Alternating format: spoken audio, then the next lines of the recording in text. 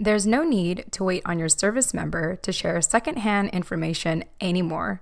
Welcome to Holding Down the Fort, a podcast show where we put military spouses and children's needs front and center so that they can make informed decisions together as a family. Because let's face it, we know who's really holding down the fort. Let's get started.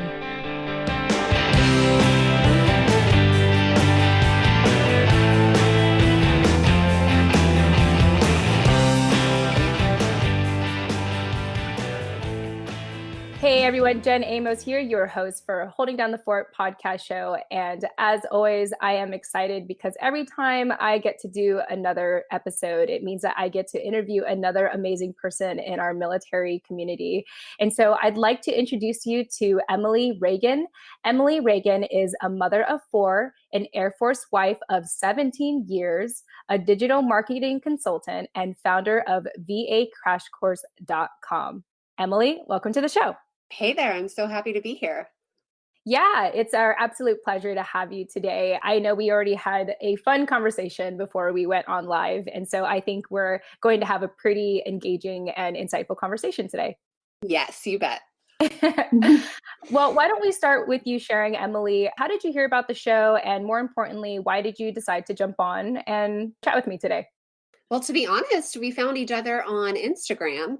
And I don't quite remember how it went down, but it was happening during a PCS. And I circled back to you, but I had started listening to your podcast because as an Air Force wife, I'm always curious about the resources out there. And as a digital marketer, I love podcasts. So it was just a good fit.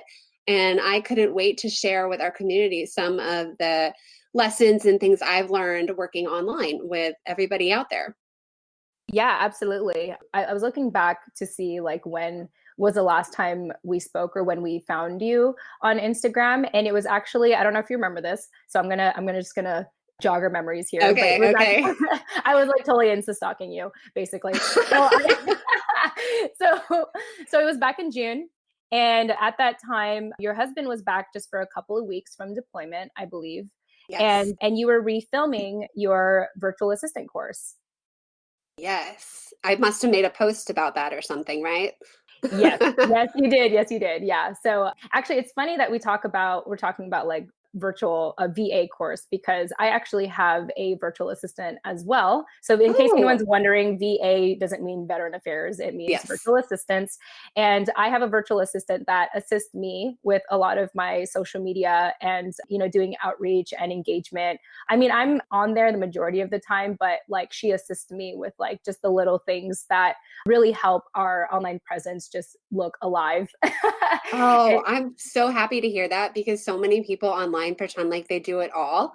And the fact is, and what I teach is online business owners need help. And so any little things she can fill in and help you with, I mean, I just assumed she was a woman, but I think that's awesome. I'm so glad to hear that. And you tell everyone what's going on behind the scenes. Yeah, I was just talking to my husband about this the other day, and I'm sure you can chime in on this as well. But I feel like when people pursue entrepreneurship, they feel like they need to be this super solopreneur. Like they have to feel like they need to do everything. They have to do the marketing, they have to do the sales, they have to do the service. And it's the more you can do, the more admirable you are.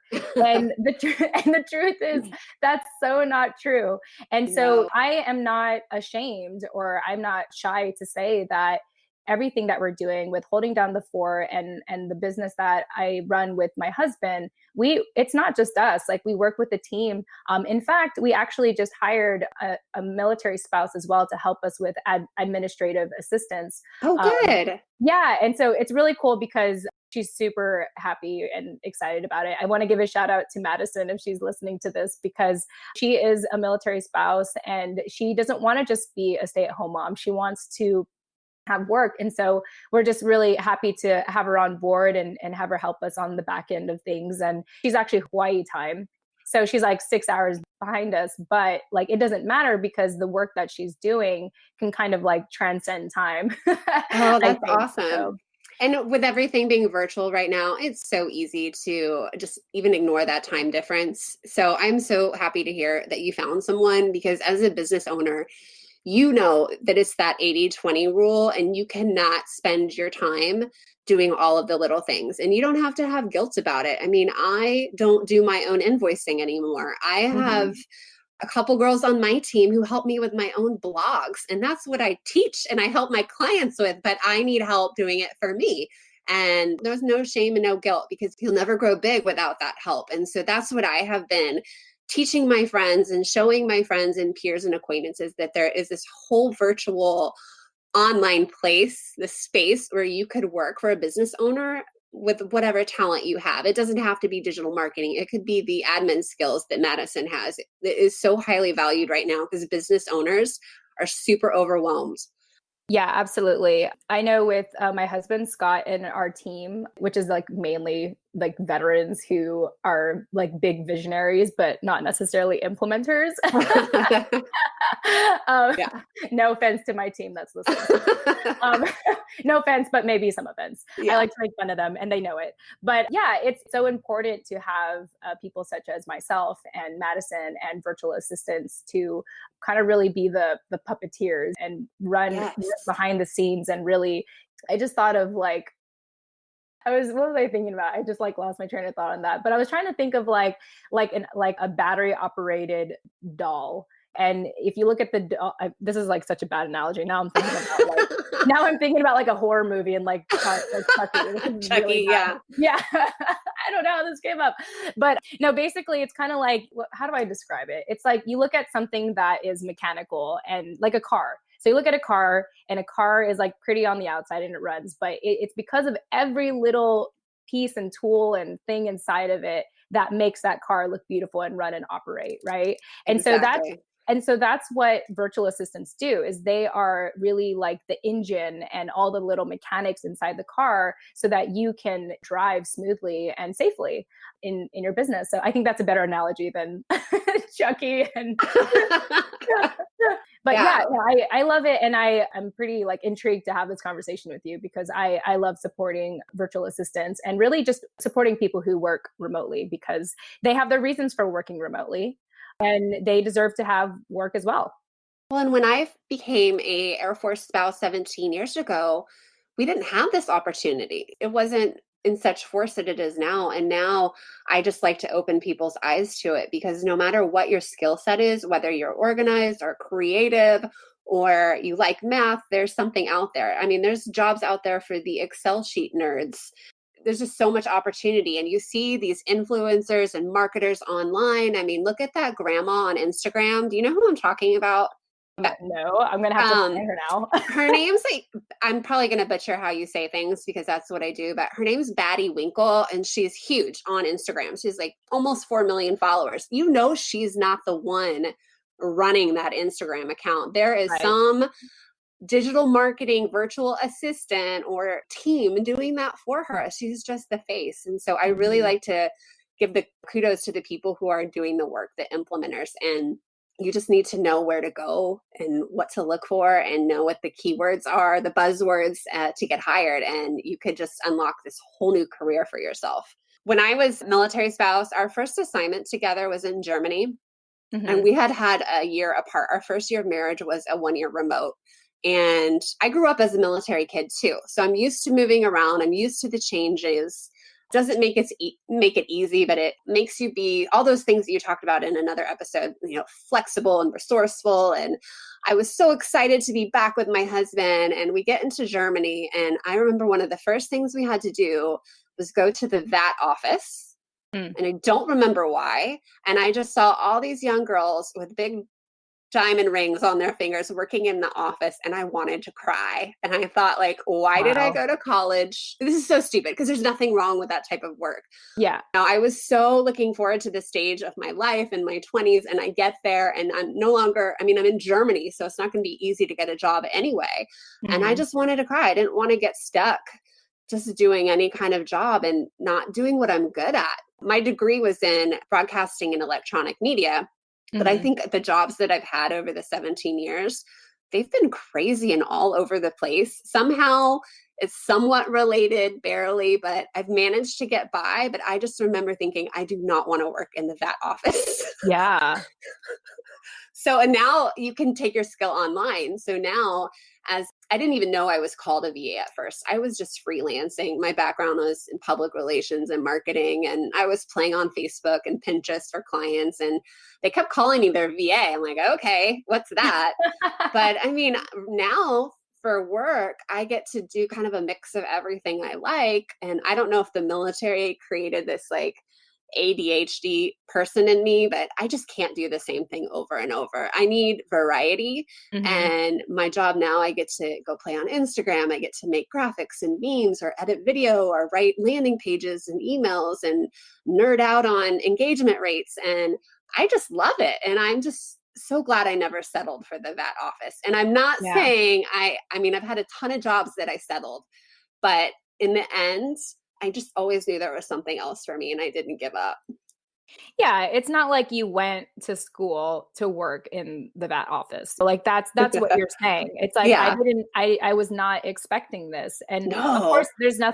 there's nothing wrong with that job, especially if you need it. Like, I had Yeah. this conversation in a previous interview of, like, sometimes your passion may not be in your job. Your job may fund your passion, and that's Yes. okay. But yeah, just like what you're saying, it's not like you went to school for that, to work in an office in that way and what have you. So yeah, I totally get what you're saying.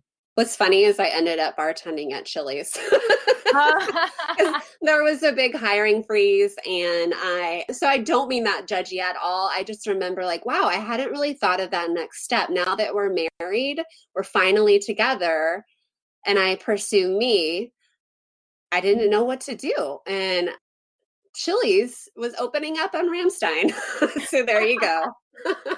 Oh man. I really Yeah. I want to ask, because I feel like you're really a seasoned military spouse, and my ears kind of perked when you mentioned, like, back in the day none of this was available. So I'm just curious, when did you start to discover that virtual assistant services started to become a thing or become available, or working remotely? Like, when did you start to discover that? That's kind of a long question. So I took my first freelance client when I quit my full-time job. I had my dream job, but we were moving every 1 to 2 years. And I finally Mm, got my dream job, and then we had to move.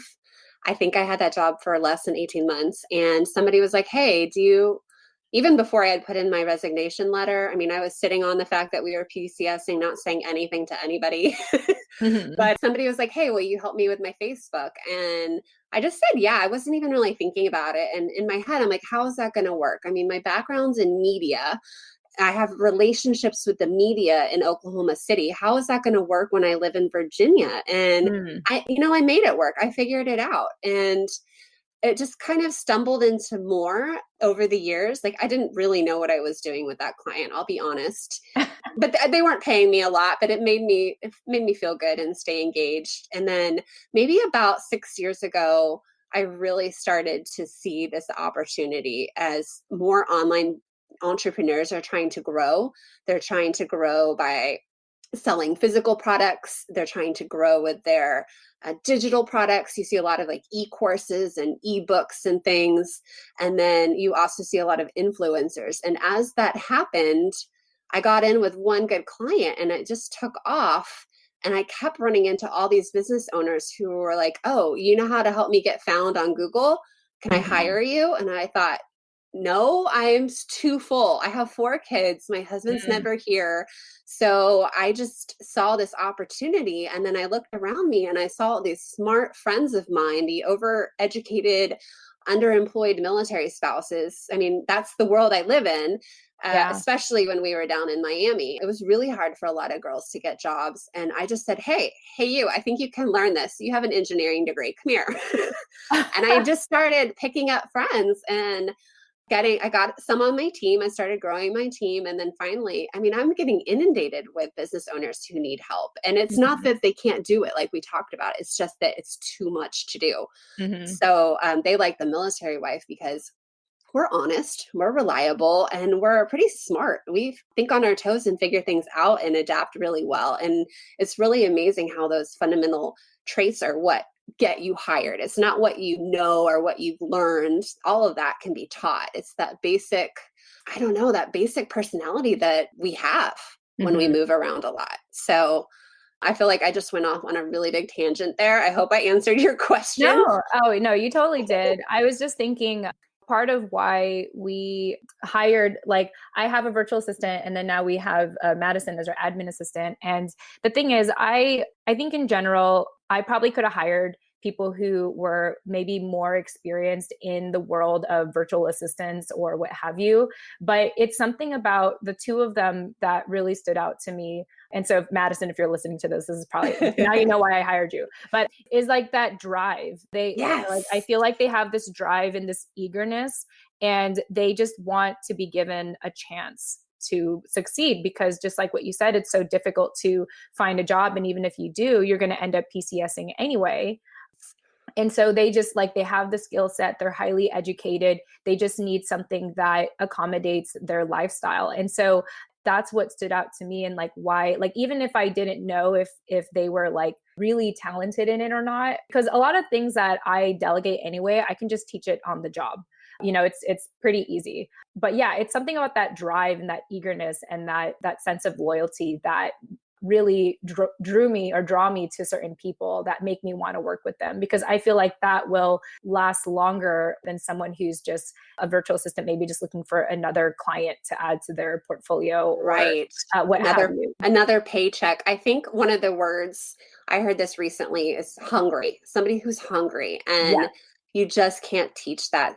Someone either has it or they don't. And I have found out that I do have it. I mean, I'm just driven to do more. I mean, I could just be happy with my clients and doing my billable hours, but I'm like, no, Emily, I got to do more. I'm going to teach people how to do this. And I'm like, I must be crazy, but I can't explain it. It's just in there.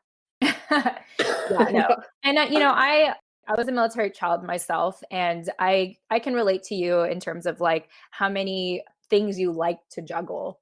And before I used to feel guilty about that. I don't know what it was, but I was like told somewhere, I don't know who exactly, but I just had this feeling like culturally that you're supposed to be good at one thing and stick with one thing. But actually in just the recent like 2 years since my life has dramatically changed, where I've just embraced the fact that I like juggling a lot of projects because it keeps my mind fresh and I really get to explore my creativity. And it makes me more, what do you call it? Like just more focused or more Yes. inspired when I do work on a certain project. And I don't get sick of my projects because I get to switch it up. There's some smart business word for that when you have a lot on your plate and you're just more purposeful and driven and intentional and you get things done. Whereas when you have nothing, you don't even get that one thing done. And I mean, I can even remember this when for 10 months I didn't have a job and my husband was at Quantico and I just sat around in my pajamas. Okay, I didn't just sit around, I did do some other things. But in my head, I just thought, oh, I have all day to do this. And it wasn't me. But now people are like, how do you do it all? I'm like, Hmm. well, first of all, girl, I don't. My house is a mess. I don't always cook dinner. But it's because that's how I operate. I'm like that deadline girl, and I like to have some other purpose. I don't get satisfaction out of cleaning a bathtub. I like deadlines. I like producing tangible results. I like writing. I mean, the feeling you get when you hit publish on your podcast, Mm. that lights me on fire. Yeah, Just does. I I'm love a it. dork. Yeah. I'm a dork. I feel I feel like the best way I can describe, I think, what we have in common in terms of doing a lot of things at once is eclectic. I think Yes. that's a positive word. Yes.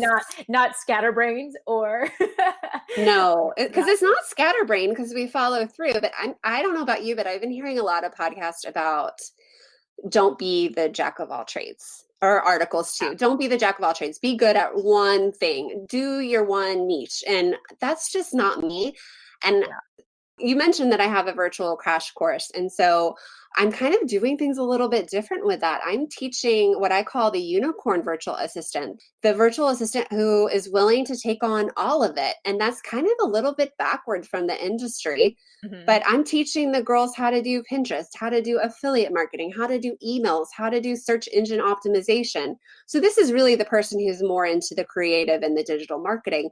But if you look around, there's people who just specialize in that one thing. And I feel like Mhm. that would be smart for me to do, but that's not true to me.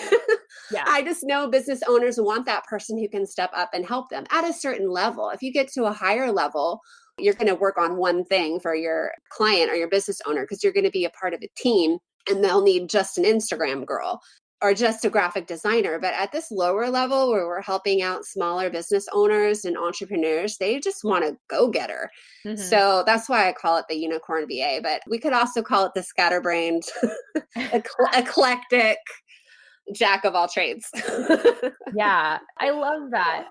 Hey everyone, Jen Amos here, just taking a quick break from the interview to talk to you about our main sponsor for Holding Down the Fort. Just this last September of 2019, US Vet Wealth and my husband, Scott R. Tucker, has been featured on militaryfamilies.com. I just want to read the first part of it to give you an idea of what we're about and what we represent. So this article is actually written about the founder, which is my husband. The founder of US Vet Wealth has an approach to veteran employment that looks like jeans and flip-flops among a crowd of suits. Scott had found that is what allows veterans to embark on a successful path to civilian retirement. Retired Army Major Scott Tucker, also a West Point grad, spent upwards of 7 years after his military career learning the finance industry, listening to veterans' woes, and being told there is only one mold, one path for the veteran workforce. Through that, he learned the one thing everyone was missing: there's another way. Scott gets quoted, "If you have a mission to serve, whether that's individually or meaning a transitioning service member or spouse wants to go and create their own mission, that is what US Vet Wealth is about, is by helping our military families and service members live a life of intention." Through US Vet Wealth, Scott and his team, myself included, mentor veterans and military spouses who don't want to be a defense consultant or play by a corporation's rules. US Vet Wealth is for people that want total control of what they do and how they go on about it. If that sounds like you, check out usvetwealth.com to learn more about us. All right, let's get back into the interview. Just kind of going back to what I was saying earlier, I think the reason why I feel like our culture just kind of conditions us to value being good at one thing is you also have to think about like our educational system. Like if you go to higher education, you do start off with like general ed, but eventually you have to hone in on a certain major. And then even when you pick your major, you can pick an emphasis on it. And then the higher up you go in education, like when you do a PhD, you're supposed to do a thesis on one specific thing. And so I feel like that's what life is trying to teach you, or at least the school system is teaching you, to hone in on one thing. But when you get out, the workforce is not like that. Like I know plenty of people who have to take freelancing things or side hustles or a second job. And it is kind of odd that culturally we value being good at one thing, because just like you, I'm just sick of that. I finally got to a place where I was like, you know what? I don't have to be good at one thing. And I don't even think a jack of all trades is a bad thing. I think that we're more skillful than what society and culture says that we should be. I even think about like my favorite artists or singers, and they're not just singers, they're actors, or they do like stand-up comedy, or they have other side projects, or they're business owners. You think of like athletes who became business owners or started nonprofits. It's just I don't know what it is, Emily. Like whoever said that we have to do one thing, I don't have a polite way of saying this, but like Go for it. Say it. But Just say it. But screw you. And we have your soundbite for the promotion of this podcast. No, it's not real life. It's totally not real life. And it's okay to be multi-passionate. Yes. It's part of who we are. And even as a military spouse, we can't just be a military spouse. Like that's you're shooting yourself in the foot with that. There's so much more to life. There's life after the military. We don't want to define ourselves by just that. And same with stay-at-home moms and look at the empty nesters. Like we got to work on us and do what makes us happy and just not pay attention to the other people. So I think, yeah, I love that this podcast is going off on a little bit of a tangent, but I think it's perfect because ultimately that's what I like to encourage. I'm like, learn the basics of what's out there and then go like pick your thing and do what you want. Like just be you. Yes. I feel like this interview has become a motivational talk for anyone. Which is so not me. I am so not a cheerleader type, but I find myself just wanting to shake people. I'm like, you could do this. Like, you could. I'm like, you are so good at this. Why aren't you offering this online and doing it online? Like, you don't have to work at JCPenney at the next assignment unless you want to. But yeah. Well, let's talk about some of the fun things you're working on today. One thing that I love about your website, Emily, is like you just straight up say like, I don't have enough time to work on these clients. I need people to help me. And so you've created this course to empower other people who aspire to become a virtual assistant to get the skills and learn how to do it and how to market themselves. And so I know we basically talked about this throughout this entire interview already, but I'd love for you to kind of share what your life looks like today and more about what keeps you busy and excited. Well, life is totally different now that I have daycare because I have 4 kids and I just put my youngest one in daycare when she was 1. So she's been in daycare for about a year and a half. And I kind of told myself as my clients were flocking in, I'm like, I'm just going to wait till she's in kindergarten. I'm going to stay home and raise my kids. And then finally, I thought, Emily, like this is the time. Like right now is the time. You can see virtual assistant websites popping up, virtual workforce websites popping up. Like people are hungry for this. Some people don't even know about it. Like you've got to go all in. And it makes me happy. Like I said, I like kind of the variety of my work and I like the variety of clients. And so now that I have daycare, I can get so much more done. I'm also a lot happier in my business because I got a housekeeper. Oh so I stopped doing the housework. I mean, not all of it. I mean, come on, I have 4 kids, but stuff like that. So I could really just take my business seriously. And I was already training some girls on my team to know everything in my brain.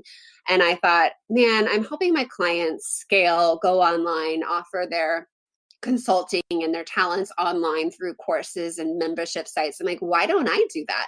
Mm-hmm. So I've launched my course twice now to a very small group, but the girls who do it and so far it's been all girls, but the girls who do it and do the course, they're all booked out. Like they all have their own clients and it makes me so happy.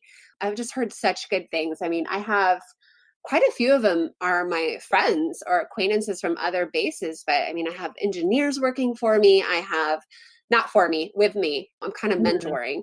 I have OBGYN nurse. I have a girl who is bilingual and works in rental property management. So I think I just hooked up with a job with a realtor. So I don't know, it just makes me really happy. So day to day, I'll do a little mix of client work. I've been working on my course to launch it.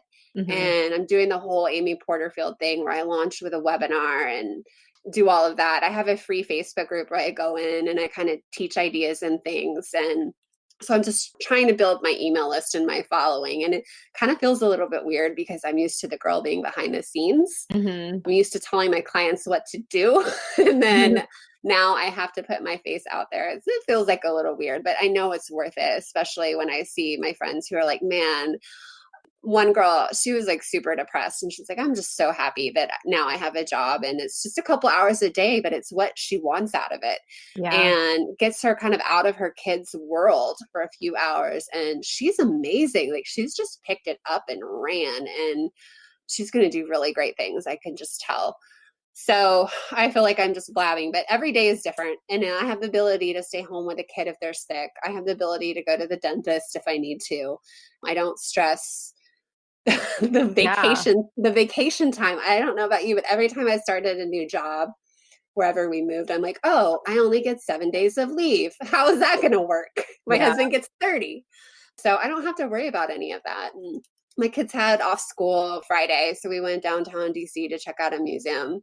And it was a little bit of a disaster, but they like the metro. I'm, I'm glad we did it. I'm glad we did it. I was a good mom. And Oh my gosh, that's so so funny. yeah, so that's my day. I couldn't even tell you how it is every day, but I feel just work as I've been working seriously for the last 6 years. I just have so much more confidence, so much more independence, knowing I'm making my own money. I mean, I have a new passion and purpose, whereas before I'm not a Pollyanna, but I was following my husband around, and Mhm. I'm happy to do it. I love traveling and exploring, but it just feels like I got a little piece of me back through all of this work stuff. Yeah. One thing that stood out to me in just you talking is that I think for a lot of military spouses, they initially feel stuck. They feel limited. And from what you're sharing to me, it just sounds like you found freedom in your lifestyle. You were able to create a business for yourself, and not just you, but you brought on other people with you and you're mentoring people, and now you're in a position where you have daycare, you have a housekeeper, and you have me time. And Yes. I just want to applaud you, Emily, for what you've built for yourself and what you're building for other people. I am curious. You did mention, you did also say that you've never felt like more confident now than you have before. And so I'm just curious, when did you find like that confidence to just do all of this? It never really disappeared on me, but I think that it just got tucked away raising children. Mm. And I don't know. That's a really good question. And I want to backtrack for a second. You saying freedom was spot on. I should hire you for my marketing because that is the word. It's freedom and it's balance. Hmm. And I love that. So I just wrote that down. I'm going to run with that. But I think, This is really like a brainstorm session, I like know. marketing brainstorm session for each other. Yeah. Yeah. I don't know. I think I just didn't have, I've always had the drive, but well, first of all, there's the confidence of, look, am I even hireable? Look at my resume. It's Mm. got huge gaps. You can tell I'm military when you look at it. No one will ever want to hire me. I'll never make the same salary that people, my peer level now. I mean, they all have cush PR jobs in energy companies and hospitals. And like, I like stuck at 40 grand every time I got a new job. I never broke that Mm. cap. So some of that just kind of messed with my confidence. Not that I'm wrapped up in what I do. Like I know that's not the truth, but there's something to be said where knowing like I could walk into the world and walk into the interview room and be like, you should hire me. Oh, Yeah. the interview's over. Like I know. I mean, and I'm not a cocky person, but what I have done to brush up my skill set and get relevant and get up to date with the online world and the PR world and marketing world is like, it's just something that's never going to go away. I mean, it's only Yeah. going to build on what we know. And I know your background's in this too. I mean, there's going to be more tech to learn and new things, but the basics of what we do online is there forever. So it just made me feel really good.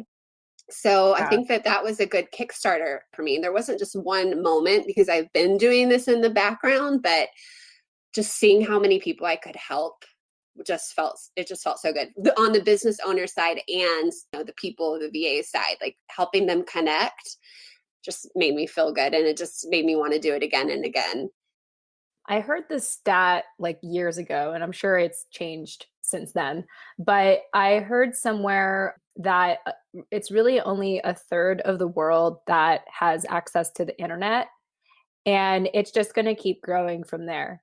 And so for anyone that is considering of working a remote job or creating your own remote opportunities, to know that it's not too late. It's really the start of it. And just like what Emily said, you don't just have to do admin work. You don't just have to do marketing. There's just so many different ways to work remotely. And the time is now, just like what you said Yeah. earlier, like the time is now to do it. There's no better time now where people value marketing. And I also think it's because businesses are getting smaller, or there's just more people getting into business for themselves, that they have this amazing skill set or service or product, and they are in dire need of marketing or having that extra help. And so, yeah, I mean, there's no better time than today to pursue virtual assistants and working remotely. Yeah, thank you for the plug because I just agree. If I had some smart stats for you right now, I mean, we know social shopping's on the rise and e-commerce is on the rise, and it's a no-brainer. If it interests you, it's a no-brainer to go for it, to try it. Yeah. So I want to get to, for people that are like, oh my gosh, this episode has pumped me up. I'm so down to do this. I want to do this, Emily. Do you have some tips on how people can get started, even to just, I don't know, just find it? I do. There's a lot out there, and I don't want to overwhelm with information right now. But the first thing that you can do is learn. And this is going to sound so cliche, but you need to dust up your resume, your skill set, make it right for this digital age. Like, learn what the new words are and the new marketing strategies and what business owners are trying to do online. Learn like the big picture, and then learn your little area. Like for me, for example, my background was in PR, which has kind of changed a lot since we sent out and mailed out press kits. It's all online now. So what I would do is find out how you make the online press kits and how you speak to the media online. Obviously, Instagram and DMs and Twitter are a new way of contacting the media. So just get spun up on what's new, and you're not going to get anywhere if you just sit around and do nothing. You've got to learn it. And you know what? Google, YouTube, everything's out there for free. Like, there's no excuses. Find a mentor, find a Facebook group, find a course, take a course, invest in yourself. And that's how you're really going to learn and get up to date and get, what's the word I'm looking for? Like competitive with other people who are out there. And you're really going to have to put yourself out there. You're going to have to try. And it feels scary if you haven't been working for a while or if it's a little bit of a new territory. But you just have to recognize that everything's always changing anyway. Like, don't even look to the left or right. What am I trying to say here? Like, you're not going to get it if you don't put yourself out there and ask. And really, marketing 101, tell people what you're doing. I find that most of my VAs get jobs within their own inner circle. So if you tell someone like, look, I'm helping local businesses with their Instagram, you will be surprised how many people will offer up a contact that they already know needs help. Like, people are looking for this. And it's so cliche. I hate saying that, but it's so true. It's probably way easy to start with businesses that are local that you can meet face to face. I just know a lot of times when I'm chatting to people about what I do, all I have to do is say Google and search words, and people are like, you're hired. And I mean, like, literally, I have a really dumb story for you. I was doing that body fat testing where you go in a tank and you dunk yourself and see how much weight I gained this 1 year deployment. And I was doing it for fun. The guy gave military discounts, and I'm no bodybuilder, and I was way too high percentage so that I don't want to share. But I was just chatting with him, and he owns this little tank and drove around Miami dunking people in water and measuring their body fat. And I'm like, dude, you should do better on Instagram. Like, it's kind of scary. Like, I get in a swimsuit and I get in your trailer and I jump in water. Like, let me help you. And I just couldn't help it, like, giving him ideas. And next thing I know, he was like, I want to hire you. And it's just like a 60 plus guy who just wants to help people like get healthier. It wasn't anything shady, but I mean, the opportunity, I just jumped on him as a client too. And my neighbor sold key lime pies, and I'm like, oh gosh, I'm like, your pictures are terrible. I don't say it like this. I'm giving you like the Emily thoughts. I'm like, your pictures are terrible. Like, let me help you with your Instagram because her pies are so good. Like, let's help people get into your store. I mean, it's so much easier to start locally because people see you and trust you. And then you can work on your branding online, which we know is a lot harder. The know, like, and trust factor and all of that. So really, my best lesson is just to go for it. Like your husband says, just do it. I love it. Yeah. So listeners, if the pep talk didn't help or the advice that Emily just gave didn't help, then I don't know how to help you. No, I'm just kidding. I'm just kidding. Move on. No, go somewhere else. No, I'm just kidding. No, Emily, I think we had just such an awesome conversation today, talking about your story and how you really stumbled into this life and have embraced it, and not just for yourself, but for other people. And I hope that our listeners can be inspired by this conversation and take action. Actually, wait, there was one more thing I wanted to add. I think in general, most people are afraid of putting themselves out there. But when you realize that everyone else is kind of in the same boat, it's not that scary. And you have to think of it this way. I heard a quote somewhere where it said, like, the only reason why someone else got your opportunity is because you didn't think you were deserving of it. It's not about if you think you're deserving or not. It's that the opportunity is there and you can take it and you should take it. And to just understand that, like, yeah, take a chance, because if you think of any time in your life where you did take a chance and it was fruitful and it really benefited you, just remember, like, on the other side, you're going to get something good out of putting yourself out there. I think you almost always do when you do that. So yeah, put yourself out there and just do it. I think people have a fear of rejection.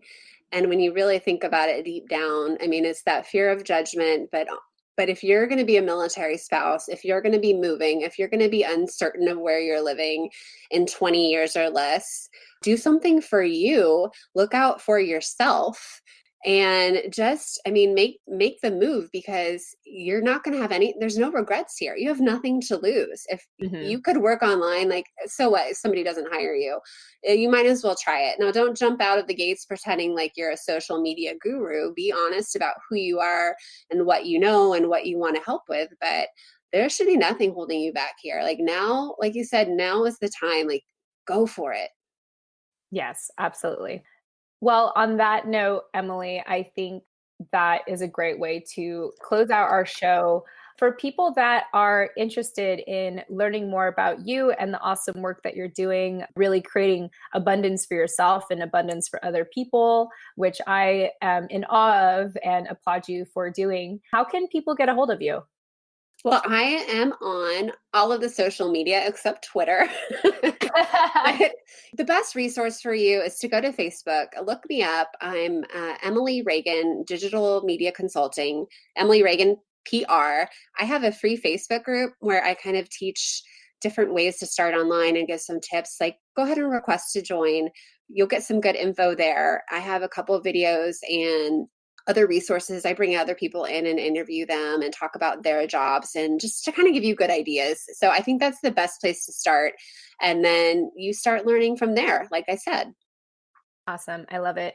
For our listeners, if you did not catch that the first time or you don't know how to look that up, don't worry. I am always generous with my show notes. It'll all be included in there, and you will be able to get a hold of Emily. So, Emily, thank you again so much for your time and sharing your story and pep talks and talking about other analogies like puppets and cars and dolls. Dolls. I had an awful way of explaining that, but it's okay. It's hard to come up with analogies on the fly. My husband and all of our colleagues are really good at doing it. And so I'm trying to just put myself out there and test it out. And it didn't work that time, but it did make for a good laugh. So Entertainment's good. yeah, exactly. All right, listeners, hopefully we gave you the tools and education and resources so that you can continue to hold down the fort for you and your family. Emily, I want to thank you so much again for being on our show, and our listeners for listening in. And we look forward to speaking with you in the next episode. Tune in next time. Thanks, guys.